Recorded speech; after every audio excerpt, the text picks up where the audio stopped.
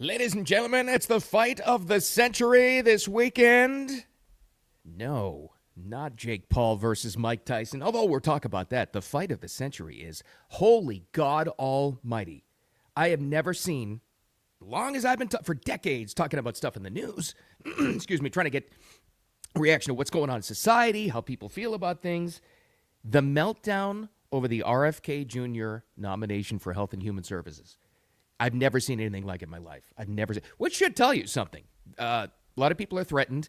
Big pharma, big industry, a massive government agency. They're all threatened by this. So the pushback has only just begun. I've never seen people's minds melted like they have over this. I thought the Matt Gaetz thing was going to be the big one. Oh, they're losing their minds over that. This pushed them over the top. There are going to be a lot of twisted minds from here on out over this whole thing. But it's okay because it's going to happen. We will talk about that fight tonight, though. Is boxing back? Maybe. Depends how it goes tonight with this exhibition match. This Mike Tyson, Jake Paul, both Trump supporters, interestingly enough, fight that's going to happen tonight. We'll talk about that. An amazing story that's based out of FEMA. There was a rumor, and this story's like a couple of weeks old now, but had to wait until the facts were all in, that FEMA was skipping so-called Trump houses. Turns out it was true, and now Florida's investigating. We'll talk about that, and, aren't you excited? The new Snow White has issued an apology for her hateful Instagram post after the election. Does this bring you back into the fold? Does this make you excited about the new Disney feature? No, it infuriated me, actually, even more than I was before. Maybe you have the same reaction.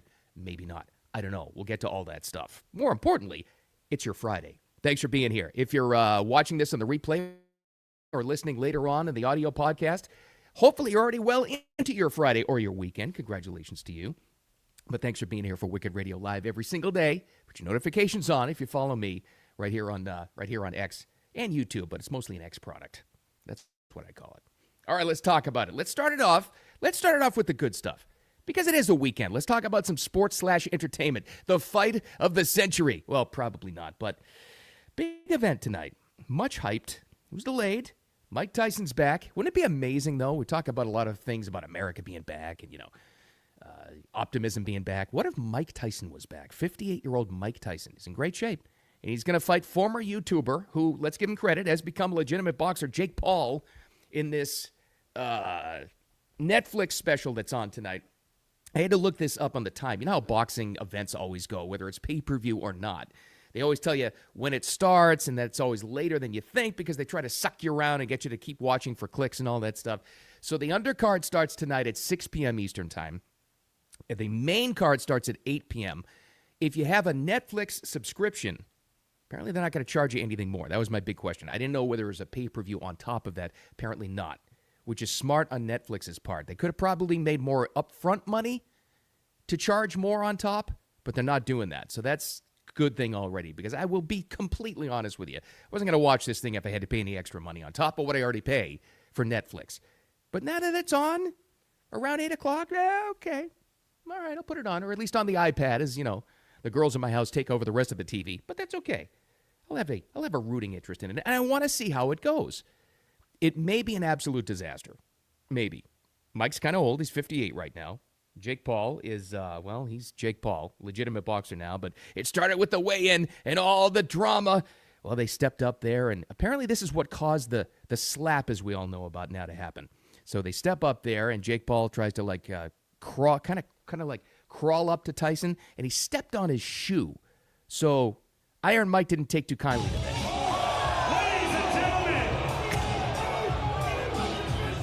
that. Tyson slapped him. So that was good. And then Jake Paul does the interview afterwards. It's personal now. He must die. Yeah. Which sounds more like a wrestling match, but that's okay. You always need those kinds of things to draw up interest. I'm hoping it does well. I would love to see boxing come back to the front page, to the spotlight of sports again, because let's face it, it's been completely overrun by MMA. Mixed martial arts and the UFC and other events too. And they did this to themselves with not promoting it right, allegations of fixed fights. They haven't had anybody interesting in a long time. It'd be fun to have boxing back. I don't know. We'll see. We'll see how it goes tonight. And I'm very curious, by the way, to see how the ratings for this thing go, because I think it'll be pretty big. But I'm curious to see how normal people are going to react to this whole thing. I'm very curious. If you are, by the way, watching the live stream, throw a comment in there on me and let me know if you are. Help me out. Let me know if you're going to watch this thing tonight, because I really am trying to get a sense for how this thing goes. Whether or not to even talk about it on Monday, who the heck knows? So if you are going to watch this thing, if you're very interested or not at all, drop me a comment and let me know how that's going to go. All right. I said it before in the introduction there. I never in my life, and I've been doing this a long time, not necessarily the live stream. Wicked Radio is brand spanking new. It's a new project. But on radio, for a long time, paying attention to how people react to things, right? Whether it's government, whether it's society, entertainment stuff, sports, sometimes even like we were just talking about. I am here to tell you, I have never in my life, in the 12 hours plus since the announcement happened, since the nomination of Bobby Kennedy Jr. happened for Health and Human Services Director, the reaction from, I'm just going to call them the libs, I've never seen anything like this in my life. I thought the Matt Gaetz thing would be the peak of it because it sent them over the edge. This has sent them over the edge, back up again, and jumping off a cliff. It's incredible.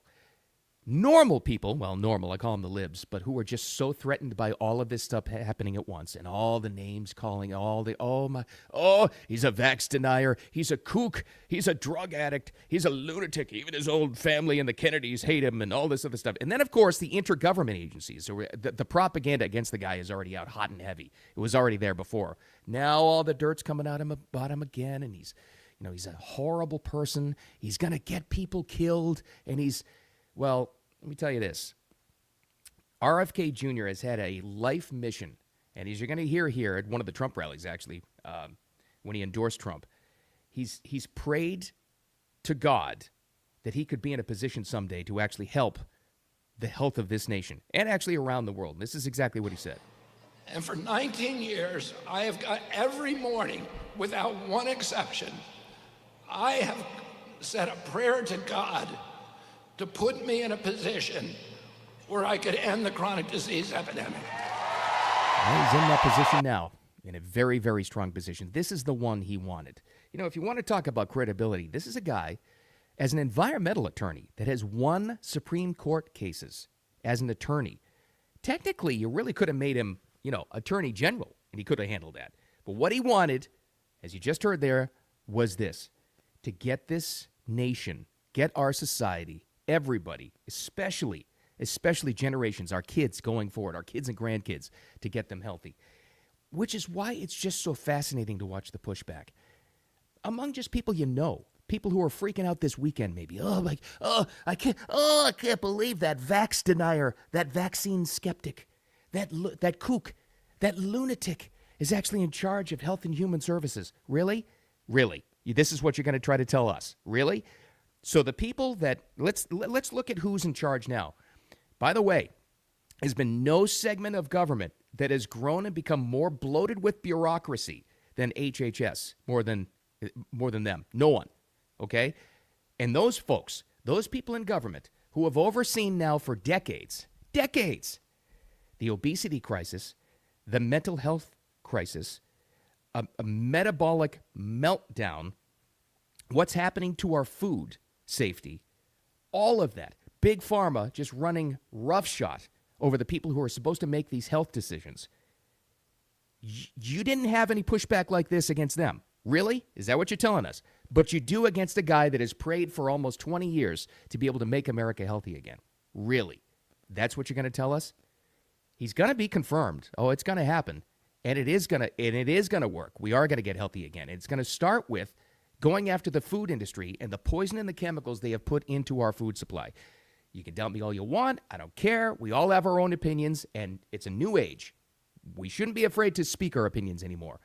I am absolutely, completely, totally convinced that what they put into our food supply has caused most of this disease. And they've let it happen because a lot of these people that are already starting to resign from Health and Human Services, that are turning in their resignations this morning, maybe you already have, those are the ones probably on the take. Those are the ones they got before they face charges, because that's exactly what's happened. You weren't You really weren't upset at them, but you're upset at this guy that wants to make America healthy. This is how twisted we've actually become. That's where we are right now. Really. It's amazing. Here's another side benefit. Here's another thing, too. And I was reminded by this by a very good friend yesterday when we were talking about this. And I'm texting him and I'm going, can you believe the meltdown over this? The pushback is incredible. And he goes, I know. And he reminded me, Bobby Kennedy Jr. had said in the past, I don't think he's going to have the power to get away with this one because there's too much money involved. He has said and he has proposed in the past to ban pharmaceutical and drug commercials on TV. They're not really even on radio too much, but mostly on TV. I think the networks will stop that one because it's a main source of their income. Stop and think about how much when you're just watching. It used to be just afternoon, right? When they would try to reach mostly the sick, shut-in people who they want to push drugs on instead of getting healthy. Just throw a drug addict. That's when most of the pharmaceutical commercials would run. I think probably since COVID, they run every single time slot on television now. All of them. You know which one I'm talking about. Every single drug on earth. And they're always the ones that end with all of the disclaimers. And you listen to the disclaimers, which are like half the commercial. And you know what I mean? And they sound like even worse than the original disease you had that prompted you to take the drug. So I don't think he's going to be able to do it yet. But can you imagine if he was able to get rid of the commercials and we wouldn't be stuck with side effects may include suicidal thoughts, oily discharge, blood clots, extreme headaches. You know, those things. If he ever did that, that would be worth it right there. I don't think it's going to go that far. I think those are going to be with us for quite some time. But the guy that wants to make America healthy again is getting a lot of pushback, and it's only just begun. The things that are going to come out, the propaganda in the dying news industry that's coming out against this guy is going to be epic. And don't believe a morsel of it, not an iota. And I'm telling you, don't even try to argue with them, but the people in your personal life, they're having the epic lib meltdown over this one. It's not worth the argument because they're too far gone. But it's incredible that they haven't had the same meltdown over the people who have overseen an absolute health crisis in our country for the past 20, 25 years. They weren't upset about that, but they're upset about Bobby Kennedy doing his absolute best to make America healthy again and cleaning up the food supply. It's just incredible. That's how powerful the propaganda is. All right. This is an amazing story that I've had to wait on for a little bit because we had to see if it was true, first of all. This story's like 2 weeks old. And credit to the Daily Wire because they broke it first and now everybody's picking up on it. And it's specifically Florida-based, so I'm probably a little bit closer to this one than other areas of the country. So it's an accusation about FEMA workers in the aftermath of Milton. Remember Milton, Big Milty, the storm? Allegedly, this is the allegation, that they were told, this is the new detail, they were told by supervisors, plural, at FEMA, that workers, and God love them, that hit the streets and they go house to house that have damage, to skip, true story, to skip so-called Trump homes that had Trump flags during the election, whatever it is, Make America Great Again, MAGA stuff, lawn signs, whatever it was, told to skip those homes. And the first pushback, especially from the media, was, well, that's not true. That didn't really happen. They would never do that. And FEMA originally denied it, too. They denied it themselves. Well, oh, no. Well, turns out to be true. So, again, I go back to the original story of the Daily Wire. Because they broke the story, and they received whistleblower information that a supervisor, Marnie Washington, relayed this message both verbally and in group chats used by the relief team. Multiple government employees told the Daily Wire. Those are the whistleblowers. Employees told them that at least 20 homes with Trump signs or flags were skipped the end of October and into November due to that guidance because they were told to do so. They weren't given the opportunity to qualify for FEMA assistance right away.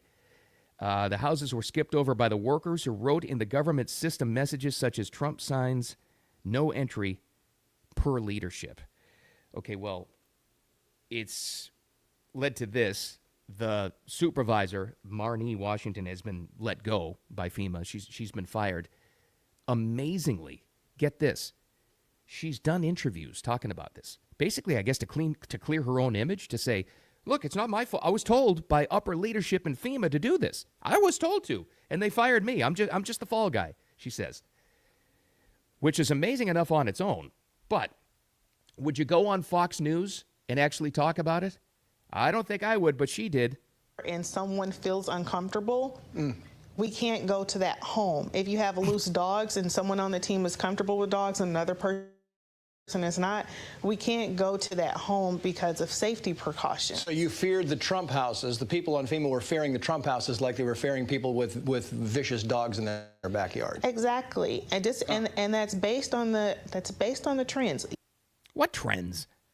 That you have a dog or you hear a dog and you're gonna be put in danger because no, guys, this is all, listen, we all waited long enough to be able to make a comment on this. It's all politics. Of course it is. And now, consider all of this after Helene and the damage in North Carolina, where those residents say that we're not getting any help here whatsoever. Oh, that's not true. Here are the actual facts. We're going to fact check you on that. Really? When you have FEMA upper level supervisors telling their field workers to skip over certain homes over politics, and that's what this is, and you're going to doubt that this is real?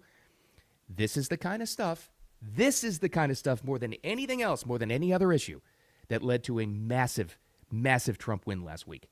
This kind of stuff right here. The politicization of every single one of our federal agencies. All right, so a wrap up to this story is now Florida's fully involved in an investigation on this. I don't know what the price is going to be, but it furthers what everybody has been saying. This is Florida's Attorney General, and she's really good, Ashley Moody, talking about the We're issue. seeking not only information from FEMA, but making sure if there are those within Florida who feel that they were overlooked or discriminated against because of their political views, that we have an understanding of that and that information. Because, look, this is what folks have been saying all along, that this administration wasn't here to serve everyone, only a few. And so as we dig in, I think there's, we're going to find that this, in fact, did happen. We're already seeing it in some of the reports and the databases. This is the kind of stuff, though, and I think that's like a little microcosm of what we're going to find out over the past few years. And I've been talking to people personally about this in my own, personal group. It's going to get what we're going to find out about what our government's been doing here and going forward in the future. It's going to hurt. It's going to be like ripping a Band-Aid off real quick or something, right? But it starts the healing. Or it's like going through puberty. We find out how the world really works, right? And it all hits you all at once. It's going to hurt. You're going to find out things. We're all going to find out things that we didn't want to believe our country was capable of. But it's going to be revealed. Things like this. Politicizing relief aid after a hurricane. Like, you would never think that can happen in our country. But it did. It has. But here's the great news. Once we get over that, and once you realize where the problems and where all the dirt was, the healing starts to happen and the fix starts to happen and things start to get better. So it's going to be tough at first, realizing and understanding. And more stories like this are going to come out. But it's going to get better. And things are going to be great because we're not putting up with this anymore. And the biggest change of all, this has been a theme in my little live stream for a long time now. Ever since we started it, month and a half ago. We got a hold of the information now. That's why this stuff got revealed. It's not just relying on legacy media, which is dead. It's dead, it's dying, it's gone. We have the info now. That's how this stuff gets revealed. Tough to hear at first? Sure. But it's the first step to healing, and the healing will begin in more ways than one. All right, well, speaking of healing, are you back in the fold? Do you feel good? You're okay? You're okay taking the kids to the new Snow White movie coming out soon? Because Rachel Zegler has apologized? I'm more mad now after the apology. Let's go back to yesterday. Snow White hates us. This is where she said in her political... This is a girl who's been controversial already, talking about, this one's not going to be about Snow White chasing a man. And then it got really controversial where she said, I echo Ethel Kane's statement, more than anything, may Trump supporters and Trump voters and Trump himself never know peace. And then she tried to cover that up by saying, no, I was just echoing somebody else's statement. Well, you echoed it, so you believe it. Well, the apology came out yesterday.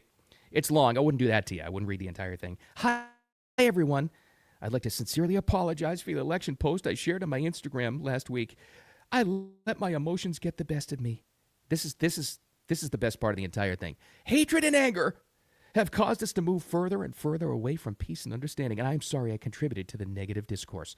This is one of those I'm sorry that you were offended. I'm sorry's. Like when you really get to know PR agencies and crisis management teams and how they get the message out there, that's the new thing. This is what they do. I'm sorry that you were offended.